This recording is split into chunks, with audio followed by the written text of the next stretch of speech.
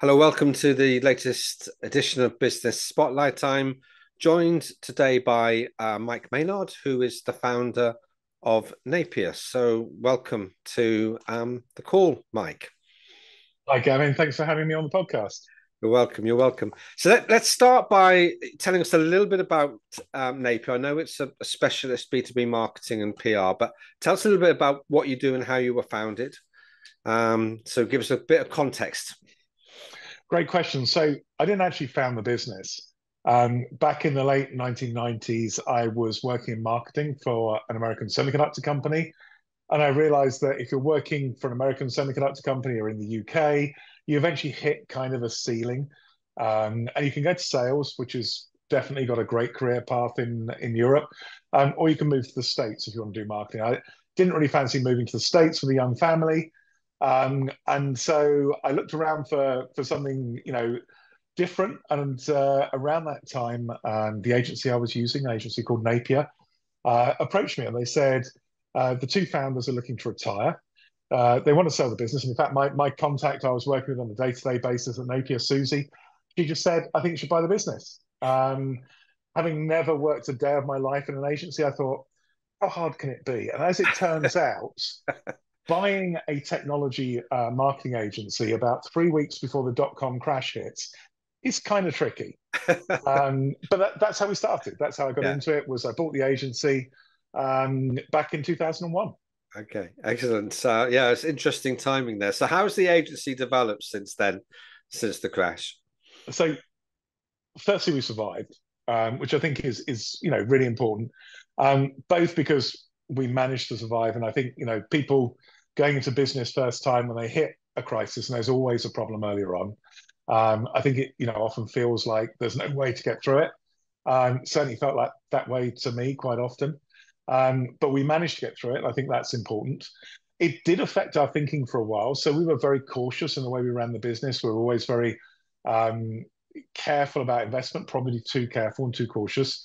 And it meant that whilst we didn't, suffer too much in the tough times, we didn't get as much growth as we could have done or should have done in the good times. And so that went on, and realistically, for at least 10 years. I mean, it affected our thinking. But we kept going, and after a while, we thought actually this business is running quite well, and we are quite robust. We do quite a good job, and so we started being more adventurous. And we've grown, organically, but not necessarily massively fast during that time. Mm. So we bought an agency, bought a small agency. Then about 5 years ago, bought us a bigger agency, and then more recently bought another agency. So we've grown by a mix of organic Acquisition. growth and Yeah. also by acquisition. Okay. Okay. And what's the grand plan here? I mean, marketing space is a very crowded space, isn't it? And you've got quite a niche area. So what is the strategy behind your growth and where are you taking the business? That's a great question. I remember doing an MBA, and our finance lecturer came to us one day and he said, look, I'm going to give you the best bit of advice you're ever going to get in this whole MBA, and every single one of you are going to ignore it. And we're all there going, no, we're going to listen to you, because it was actually one of the favorite lecturers, brilliant lecturer, really smart guy. And he said, right, what you should all do is go and start a laundrette. Like, silence across the room.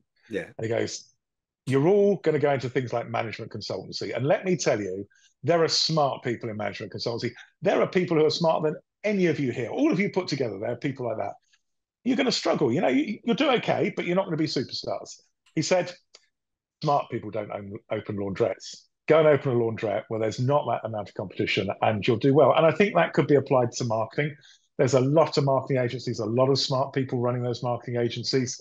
And it's fundamentally a very low cost of entry. So lots of people come in, lots of people open their own shops. And I think it's a real challenge to compete.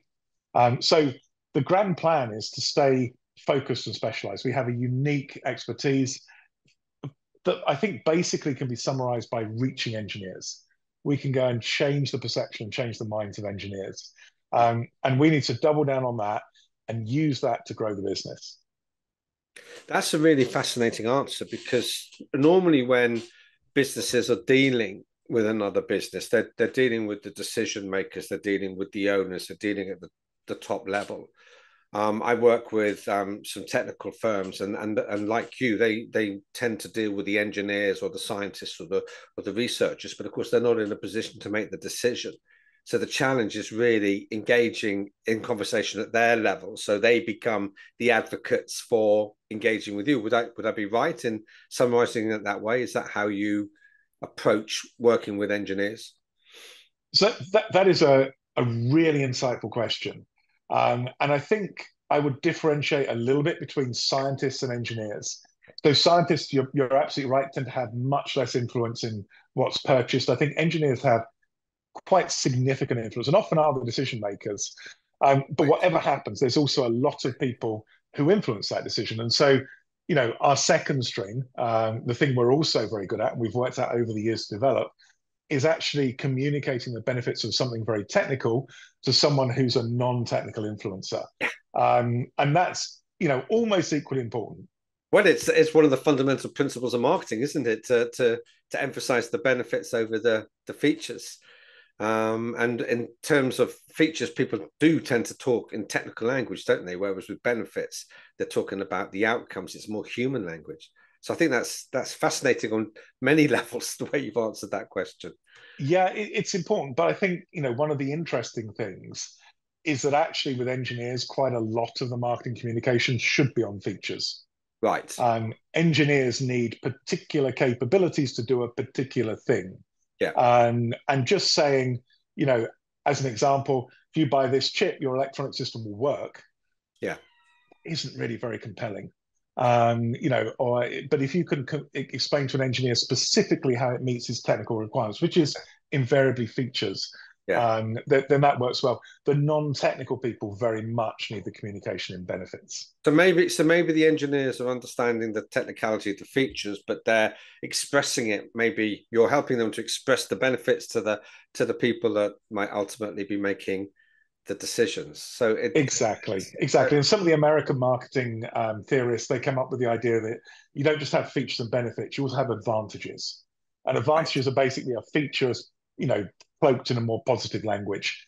And whilst I find that a bit cringy, Yeah. I guess it gets the message across. We need to sell technical features to the people who are doing an analysis technically on the product, Yeah. but we also need to sell those benefits.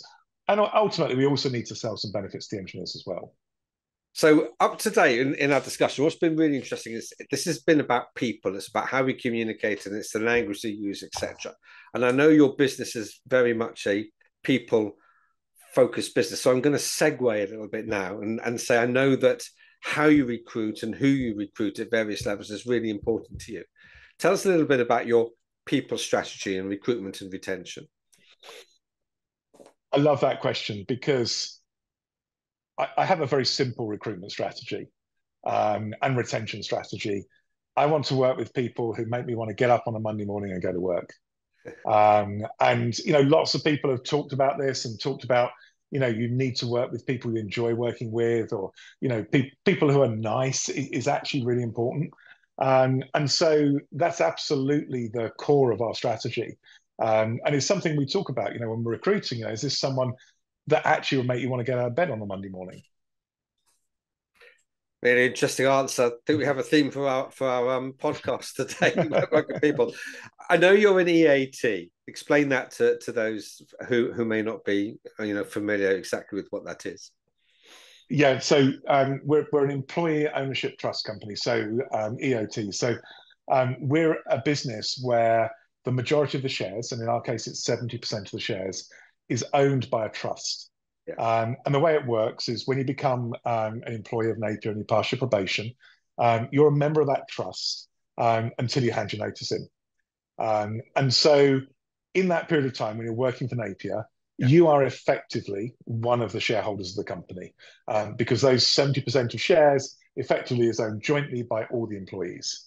And that means that employees not only get a cut of the profits, i.e. the dividends that get paid out, but also they get a say in the business because they're majority shareholders. So they have some degree of control in terms of what the business does. So how does the EOT work in practice then? I mean, you say they've got a share. Sorry, excuse me. You say they've got a say in how the business operates. How does that actually work its way out in practice? So there are slightly different ways you can set it up, but the way we've set it up is we have effectively quarterly meetings. Right. So with an EOT, you obviously don't want a meeting with everybody. It'd be impractical to have a whole company meeting. So EOTs have representatives to the employees. So the Right. employees elect a representative every year. Yeah. And then we have two. So we have a board for the EOT, which is two elected representatives and two from management. It's myself and one other director. Yeah. And what the employee representatives do is they actually take ideas and suggestions from the employees, and then they actually put together a case based on what the employees want. Right. So that can be very simple. It can be simple. We want some amenity or something extra in the office. It can be something around, we think we should develop and look at this area of marketing for a service.